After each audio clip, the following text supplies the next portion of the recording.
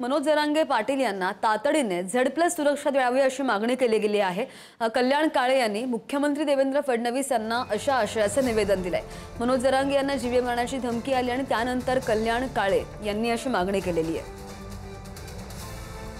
या संदर्भात आणखी माहिती घेऊन आमचे प्रतिनिधी गौरव आपल्या सोबत आहेत। गौरव, काय निवेदन दिलं गेलंय कल्याण काळेंकडून मुख्यमंत्र्यांना?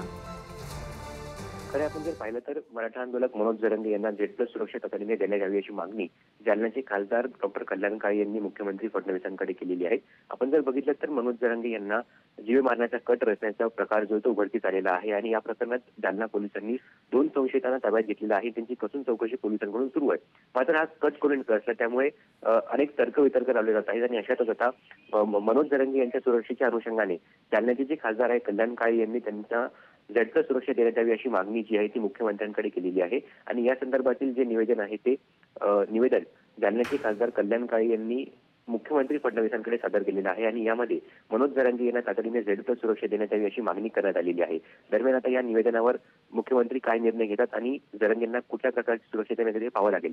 कारण जरांगेंच्या सुरक्षेत काल 4 पोलीस कर्मचाऱ्यांची वाढ केलेली आहे आणि आता जरांगे यांच्या सुरक्षेत 9 पोलीस कर्मचारी तैनात असणार आहेत आणि आता त्यांना जर Z+ सुरक्षा मिळाली तर हे आणखी चांगलं होईल असं कल्याण काळे यांनी म्हटलेलं आहे।